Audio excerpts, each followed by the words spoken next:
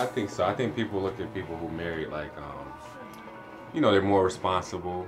They kind of got their life set. They know what they want. As long as they're happy, you know what I mean? I feel like marriage always supposed to be the goal in a relationship, but as far as people view you, yeah, people gonna view you how you carry yourself.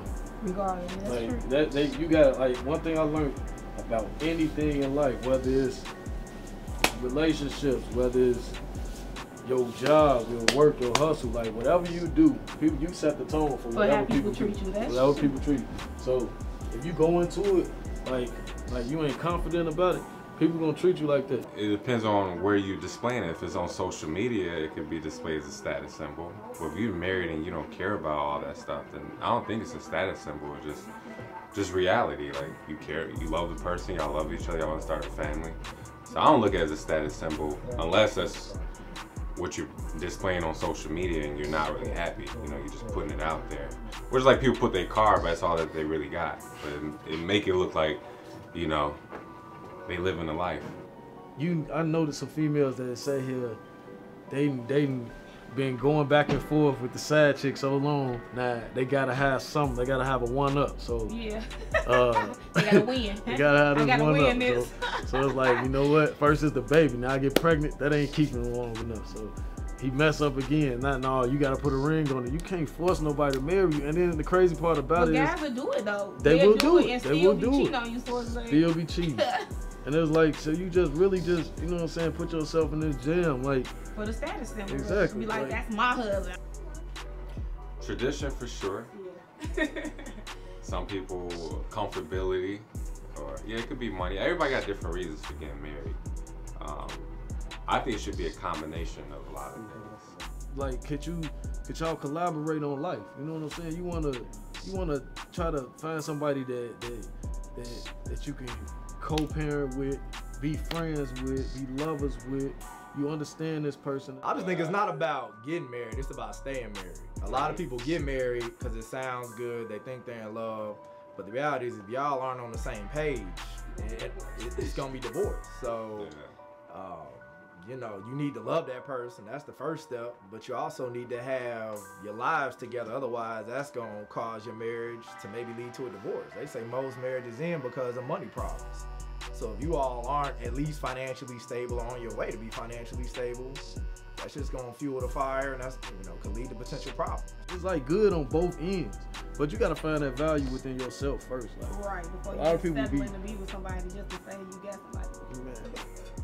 Not always. Right. I mean, Is that enough? Okay. it's not. I'm being honest. Yeah. Although it could, maybe it should be, for an example, but not in the world we live in. Or maybe initially that's why you think about it, but then. Yeah, I think for sure you should love the person. Right. For a fact. I mean, I think that's first and foremost. You should, of course, love the person you gonna marry, but it's like 50-50. Like, you gotta love them, and being married is a contract. You gotta like their kids. You gotta know if their goals is the same as yours or they working towards something. You can't just marry somebody just because you love them. Like, right, that's like settling. Like, I love this person so much, I'm gonna settle for whatever they toss my way in. You said if she wants to do the prenup? You want to do it, and she don't. I mean, yeah, it could be a deal breaker. It depends on her reasoning. If she's like a fanatic for love, like this has to be for love, it should never be about money, I would listen to the argument and I would weigh the options. But for me, if I'm making, you know, millions and she's making $30,000 a year, I wouldn't bend on it. For me, it's a deal breaker. But I accept that both ways. If I'm making, you know, regular money, whatever that means, and she's making significantly more, I mean, I would sign it. So it's hard for me to understand a situation where she wouldn't be okay with signing, you know? Yeah.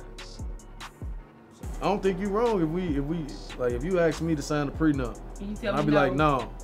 In my head, you planning to break up with me. So you trying to take some money. That's what you came in here for. So I ain't gonna lie to you. I might postpone our wedding or that might even end it, because it seemed like, yeah, what your intentions is. For me, it depends on where you all are at.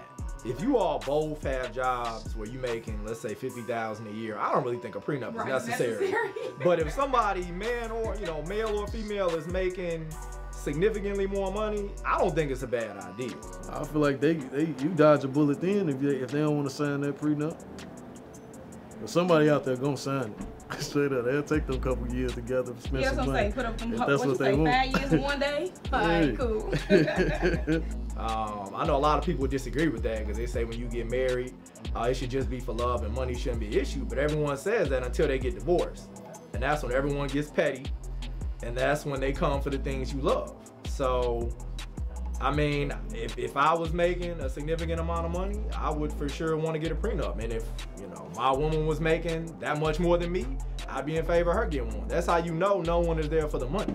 Look, prenups got clause. People think a prenup is just like you can't get nothing or whatever. Prenups got clauses in it. Like I don't get no money, but if I divorce you before these years because you cheated on me, then I'm getting my money anyway because you broke up the marriage. So I signed a prenup because I'm not getting married until I feel like I'm supposed to be married. So I signed a prenup, but it got to be some clauses in it though. Like you ain't just gonna cheat on me and all that, and I still don't get shit. Oh.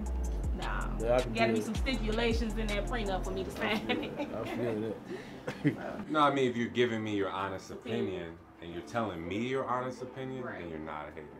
But if you like telling me one thing, then you're going back to other people saying another thing, then you're a hater. The base word of hater is hate. Like you don't like me for some type of reason, so you looking for something bad to come from me.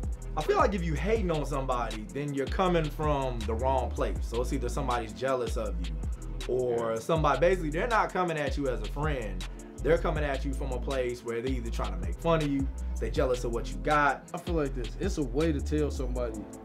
It's a way to tell somebody something that you don't like, something they can pick back up. People don't want to hear it, and they can't take it. Like, you know, if you ask someone for their opinion, you got to be ready to accept it being different than your own. If you feeling some type of way, I feel like, man, go ahead, hit me up, call me. My number been the same 10 years. Call my phone. You really got a problem with something I got there, you'll hit me in the DM or you'll text me. You'll hit me where it's not public. If you got to call me out on social media in a serious way, then we not friends anyway. Let me know what you feeling, but you got a lot of people out here that just gotta be the person that say something negative. Like somebody telling you something you don't want to hear, but it's your friend and they don't want you to wear that shirt out because it doesn't look good on you. Yeah. It all depends on where they're coming from. So a lot of times I be feeling worse not saying something because I feel like this, like, man, if I know, you know what I'm saying, that you slacking in the area and I don't tell you where you slacking, like I kind of feel like that's bogus on my end. That made me feel like I want you to. It made me feel like it's like I want to see you down or something, but not. But knowing it's not like that. Yeah, like I might be the type of person. If you tell me like, "Hey, Toy, you got a spot," and you just trying to help me, I'm probably like, "Man, fuck you. You always got something to say when you really trying to help me." You know what I'm saying? But I might take it the wrong way, so now that's the problem. So sometimes you just gotta be like, "Look." I feel like if it's negative, it should be constructive criticism. If that's really your homie, if that's really your girl, and they're telling you something about yourself, and it's true, then it's not hate. But it needs to be true, and then B, it needs to be constructive. You would always comment on everything. If it's something that, like, if somebody posts something on Facebook and I disagree with everybody, I just won't comment. Because that way I don't want you to think I'm hating because I don't like it, so I'm just not going to comment. I'm going to keep scrolling like, okay, that ain't my conversation to have. So I'm not going to argue with you about how I feel and you calling me a hater. I don't agree with you. I don't like whatever that is. It's not that I don't like you, it's I don't like it. And I'm not going to go back and forth with nobody about their opinion. You entitled to your opinion, I'm entitled to mine. So I avoid a lot of arguments just back. Like you said, if you don't got nothing nice to say sometimes, don't say nothing. That's a hater. Somebody coming at you on social media, then that's a hater. Yeah. Not joking. Cause you may joke, you may be cool people, and you know you throw the smiley face at the end or something where everyone knows you playing. But if they just come at you like, but otherwise they just hating on you.